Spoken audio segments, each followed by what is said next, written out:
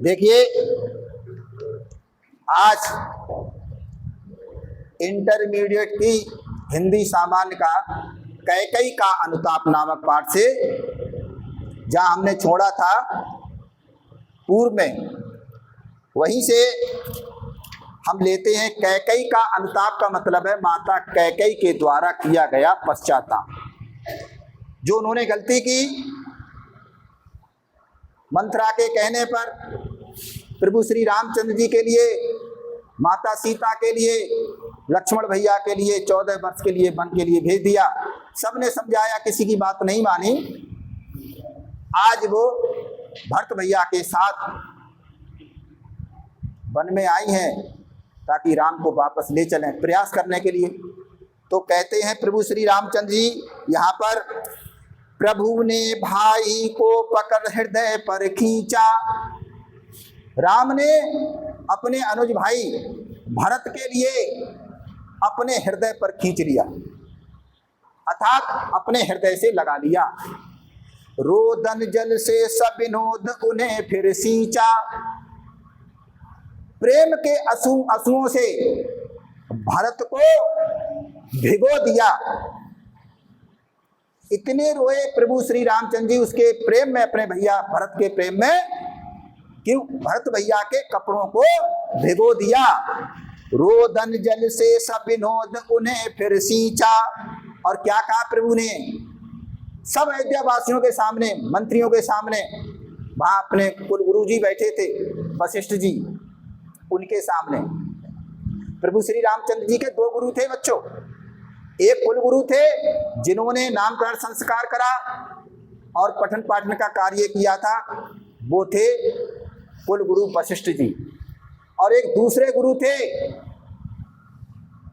कौन थे बताओ? कोई बच्चा बता सकता है? बताओ। जब इनका स्वयंवर हुआ, इनके लिए धनुर्विद्या सिखाई, कौन थे? गुरु विश्वामित्र। आ गई बात समझ में? धन्यवाद। देखें अब क्या कहते हैं प्रभु, उसके आशय की था मिलेगी किसको। किसके आशय की?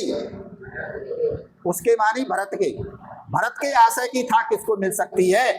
क्यों? जन कर जननी ही जान न पाई जिसको। जिस माता कैकई ने मेरे भरत भैया को जन्म दिया, वो इसकी महानता को नहीं समझ पाई। तो हे अयोध्या वासियों, तुम इन पर कोई टीका टिप्पणी मत करो।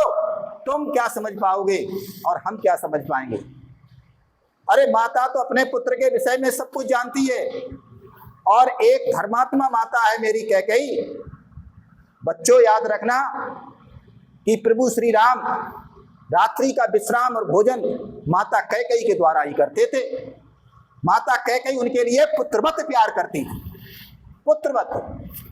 लेकिन जिसकी बुद्धि भ्रष्ट हो जाए फिर क्या होगा? ये जब कहा, जब इतनी बात कही कि माता का कोई दोष नहीं है क्योंकि माता ने इसको जन्म दिया, वो ही ना पहचान पाई। ठीक इसी बात को सुन करके उसी समय मौका पा करके माता कैकई खड़ी हो गई सभा में। अब क्या कहती हैं? यह सच है तो अब लौट चलो तुम घर को। हे भैया राम, हे मेरे पुत्र राम, ये तुमने खुद मान लिया कि मैंने इसको जन्म दिया और मैं इसे ना पहचान पाई, तो बेटा मेरी गलती को स्वीकार करके मुझे क्षमा करते हुए तो तुम अब अयोध्या के लिए घर वापस लौट चलो। यह सच है तो अब लौट चलो तुम घर को। चौंके सब सुनकर अटल के कई स्वर को। एकदम चौंके, बहुत चौंके। क्यों? कि जो कैकई किसी की बात को नहीं मान रही थी, और आज एकदम एकाएक तुरंत स्वीकार कर लिया। ये तो बड़ा वंडरफुल है। और क्या कहा? सबने रानी की ओर अचानक देखा। सबने ऐसे देखा, अरे भाई ये क्या हुआ? जो व्यक्ति किसी की बात नहीं मान रहा था, इसी के कारण राजा दशरथ, इतने पराक्रमी, इतने दयालु राजा का देहांत हो गया। पूरी अयोध्या का तहस नहस हो गई। ये एकाएक क्या कह रही है? सब एकदम चौंक पड़े और सबने रानी की ओर अचानक देखा, वैधव्य तुषारा व्रता यथा विदुलेखा। वैधव्य मानी जानते हो, विधवा। माता कैकेयी किस रूप में आई है? विधवा के रूप में, क्योंकि राजा दशरथ का देहांत हो गया। पहले हमारे हिंदू धर्म में आज भी भगवान ना करे किसी बेटी, किसी माँ, किसी बहन का कोई स्वाक्षण अगर चला जाता है पति, तो कोई हमारी हिंदू धर्म में माताएं जो हैं किसी प्रकार का श्रृंगार नहीं करती हैं और बिल्कुल सादा श्वेत वस्त्र धारण करती हैं। तो क्या कहा? वैधव्य तुषारा व्रता यथा विदुलेखा। और वहां पर रात्रि का समय था, तुषार पड़ रहा था। तो तुषार जब पड़ता है वो कैसा होता है? सफेद। और माता के कपड़े कैसे थे? सफेद। और बैठी थी अचल तथापि असंग तरंगा। आकाश में तमाम देवतागण बैठे हुए थे और पृथ्वी पर वहीं जंगल में तमाम अयोध्यावासी बैठे थे, असंख्य, और असंख्य तारे भी थे। बैठी थी अचल तथापि असंग तरंगा, बैसिंही अब भी हाई गोमुखी गंगा। कहाँ शेरनी थी? सिंगनी के समान थी ये कैकेयी, और अब तो गोमुखी गंगा हो गई है, निर्मल गंगा, पवित्र गंगा हो गई है। ये बिल्कुल निर्मल हो गई गंगा जी की तरह, अर्थात अब इसके अंदर कोई दोष नहीं है। हाँ, अब स्वयं स्वीकार करती हैं, हाँ जनकर भी मैंने न भरत को जाना, सब सुन ले तुमने स्वयं अभी ये माना। माता कैकेयी ने कहा, हे राम, मैं इस बात को स्वीकार करती हूं और तुम भी इस बात को स्वीकार करते हो कि मैंने भरत को जन्म देने के बाद बिल्कुल नहीं पहचाना। और क्या कहती हैं? यह सच है तो फिर लौट चलो घर भैया। भैया मानी राम से कहा, यह सच है तो फिर लौट चलो घर भैया, अपराधन में हूं तात तुम्हारी मैया। हे तात, हे मेरे पुत्र, हे राम, भाई राम तो उनके पुत्र थे, हे मेरे पुत्र राम, मैं अपराधी हूं, कोई दूसरा अपराधी नहीं है। अब आगे क्या कहती है माता कैकेयी? भैया एक बात ध्यान रखें, आप बातें ना करें प्लीज, क्योंकि जब आप मन से पढ़ेंगे कोई कह दे सब टॉपर कहने से नहीं होंगे, सब टॉपर बनेंगे मेहनत करने से, पढ़ने से। आप पढ़िए, बनेंगे। क्या है? दुर्बलता का ही चिन्ह विशेष शपथ है। जो दुर्बल व्यक्ति होता है, कमजोर व्यक्ति होता है, वो क्या करता है? केवल कसम खाता है, गंगा जी कसम, भैया की कसम, माता की कसम। जो दुर्बल व्यक्ति होता है, जो बलवान होता है वो कसम नहीं खाता है। क्यों नहीं खाता है? तो भैया वो तो वैसे ही डांट देगा। अगर कोई बड़ा नेता, बड़ा अधिकारी कोई छोटी मोटी गलती कर दे, वो कोई दबेगा? नहीं दबेगा ना, वो तो और दबा देगा।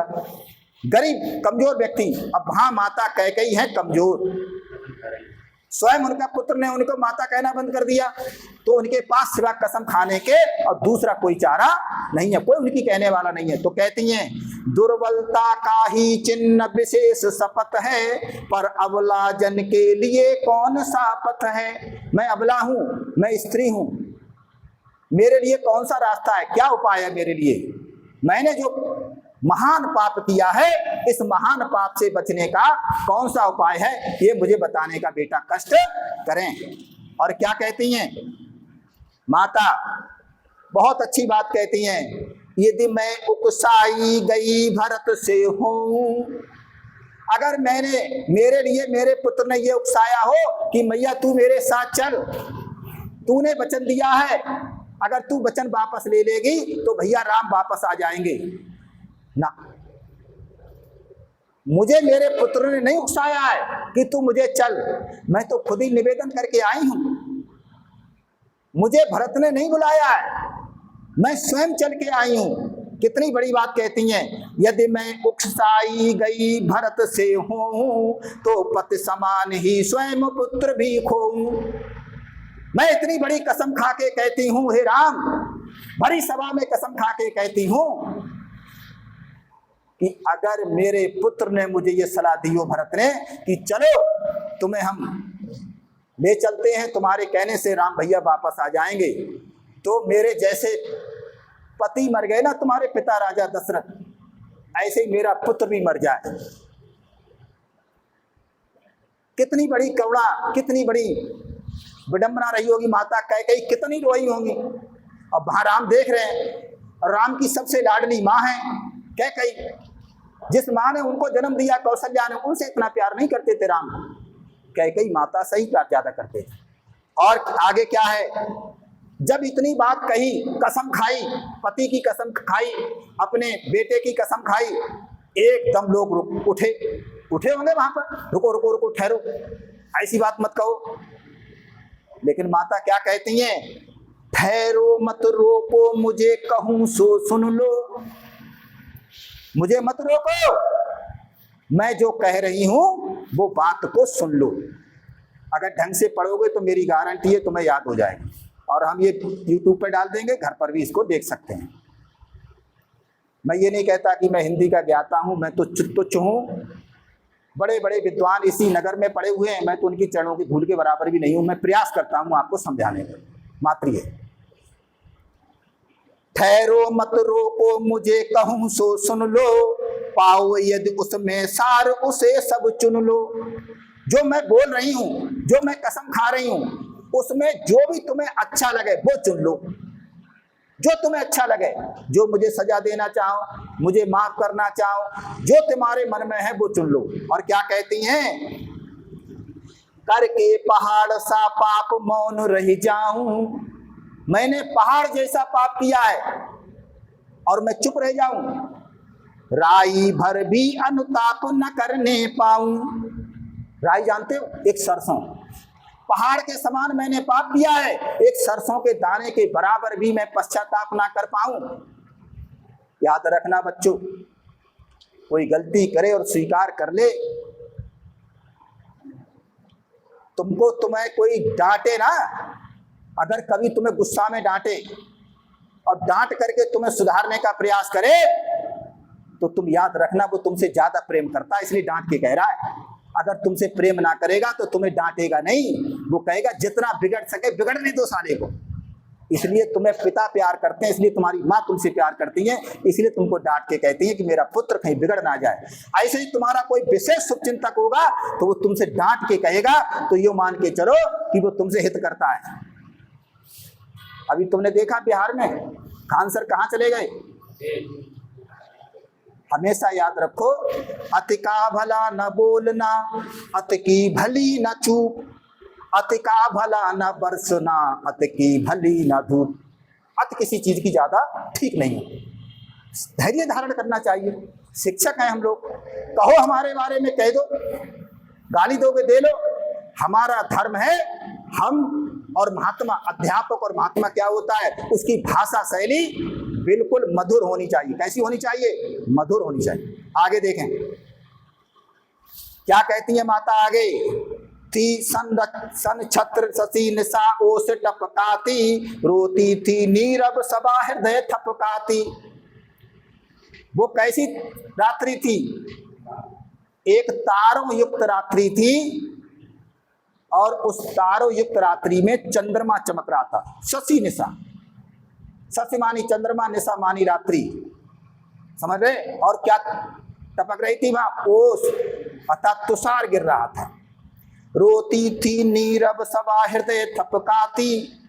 जब माता बोल रही थी तो वहां जितने अयोध्यावासी उस सभा में बैठे थे वे सब रो रहे थे। और कैसे, नीरव, बिना किसी आवाज के, शांत, आंसू टपक रहे थे, अपने हृदय को पीट रहे थे, लेकिन आवाज नहीं निकल रही थी। नीरव, नीरव, शांत, रव मानी आवाज, शांत आवाज में। अब आगे क्या है, उल्कासी रानी दिशा दीप्त करती थी, उल्कापिंड जानते हो, जब आकाश से पुंछल तारा टूट के गिरता है, जो तारा टूट के गिरता है, जब तारा टूट के गिरता है तो अचानक में रोशनी होती है। ऐसे ही जब जब रानी बोला करती थी, कैकेयी रानी, तो ऐसा लगता था लोगों के लिए जैसे कोई पुंछल तारा रोशनी दे रहा है, अर्थात हम सबको एक हम अचानक में हमको ज्ञात करा रहा है। अब क्या कहते हैं, सब में भय विस्मय और खेद भरती थी। सब में, किन किन में? भय, डर, भय मानी डर। जितने वहां पर लोग थे अयोध्यावासी, उन सबके अंदर डर। ऊपर से देवता देख रहे थे, वे भी भयभीत थे, कहीं माता कैकेयी के कहने से राम घर ना चले जाएं, उनके अंदर भी भय था। और क्या कहते, विस्मय, आश्चर्यचकित दृष्टि से देख रहे थे, ये तो रानी किसी की बात नहीं मान रही थी, और आज तो बिल्कुल गौमुखी गंगा हो गई है। और खेद, दुख किनको हो रहा था? राम को। राम को दुख हो रहा था। क्यों हो रहा था? कि मैं इतना धर्मात्मा पुत्र और मेरी धर्मात्मा माँ कैकेयी मेरे होते हुए रो रही है, और जबकि मेरी माता की कोई गलती नहीं है। ये तो कहते नहीं है, जो विधना ने लिख रखा है उसमें बस किसका चलता है, संसार है केवल रंगमंच, पल पल पर रंग बदलता है। जो विधि के विधान में लिखा उसमें कोई रोक नहीं सकता, ये तो होना था। ये राम जानते हैं, करुणा निधान है। क्या करते हैं अब आगे, माता क्या कहती हैं रोते हुए, क्या कर सकती थी मरी मंथरा दासी। वो मेरे घर की दासी थी मंथरा, वो क्या कर सकती थी, उसके बस की बात क्या थी? अरे मेरे घर के नौकर का कोई ये काम थोड़ा ही है मेरे घर की घर में दखलंदाजी दे। अगर किसी इंटर कॉलेज में कोई चपरासी हो, अब वो आकर के प्रबंधक और प्रधानाचार्य को या लेक्चरर को समझाए, उसकी बात कोई मानेगा? ऐसी घर की एक नौकरानी की बात एक राज परिवार मान सकता है? तो नौकर से सलाह लेगा, घर में कोई काम हो तो, घर के लोगों में कोई बात हो तो उससे सलाह लेंगे। तो कहती है माता, क्या कर सकती थी मरी मंथरा दासी। वो दासी क्या कर सकती थी, उसके बस की बात क्या थी? क्या कहती है आगे, मेरा ही मन ना रह सका निज विश्वासी। केवल मेरा मन ही मुझ पर विश्वासी नहीं रहा, अर्थात मुझे अपने पर ही विश्वास नहीं रहा। आपका संस्कृत दिग्दर्शिका में एक पाठ है, आत्मज्ञ एवं सर्वज्ञ, जानते हो? जिसने अपनी आत्मा को पहचान लिया उसने सबको जान लिया, उसने सबको जान लिया। क्या कहती माता, जल पंजर गत अब अरे अधीर अभागे। ये मेरा जो शरीर है जल पंजर, जल से, मिट्टी से, हड्डियों से, अस्थियों से ये बना हुआ शरीर है, कि जल पंजर गत अब अरे अधीर अभागे। ये अभागे शरीर, ये जल पंजर गत वाले शरीर अपने को दोष देती हैं। जल पंजर गत अब अरे अधीर अभागे, बेजुलत भाव थे स्वयं तुझी में जागे। ये तेरी अंदर जो ईर्ष्या की भावना थी ना, अपने को दोष देती है माता, अपने शरीर को दोष देती हैं। ये ईर्ष्या की भावना तेरे अंदर जागृत हुई, इसमें मंथरा का कोई दोष नहीं था।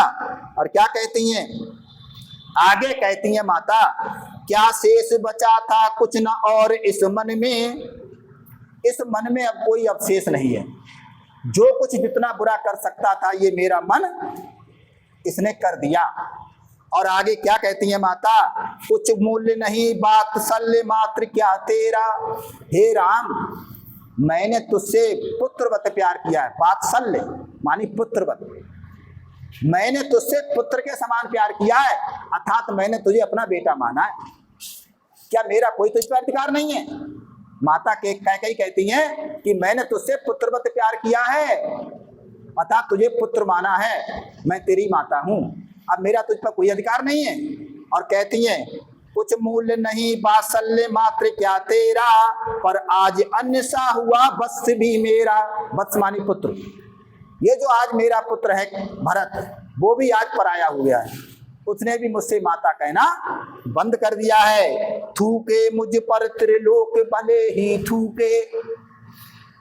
ये तीनों लोग भले ही मेरी निंदा करे, मेरा उपहास करे, मेरे पर थूके, मुझे इसकी अब कोई परवाह नहीं है। जो कोई जो कह सके कहे क्यों चूके, जिसके मन में जो आए वो कहे, अब उसे कुछ भी चूकने की आवश्यकता नहीं है। लेकिन एक कहना मेरा मान ले। राम से कहती हैं, क्या कहती हैं? छीने ना मात्र पद किंतु भरत का मुझसे, भरत मुझसे माता कहना बंद ना करे। ये मेरा और भरत का जो पुत्र और माता का जो रिश्ता है वो मुझसे खत्म ना हो। राम से कहती हैं, छीने ना मात्र पद किंतु भरत का मुझसे, हे राम दुहाई करूं और क्या तुझसे। हे राम, तुझसे केवल इतनी ही दुहाई करती हूँ, इतनी ही आशा करती हूँ, इतनी मैं कृपा करती हूँ कि हे कृपा निधान, हे मेरे बेटे राम, केवल तू इतना कर दे कि भरत भैया तेरे मुझसे माता कहना बंद ना करें। बस इससे आगे कल पढ़ाएंगे। ठीक है, धन्यवाद।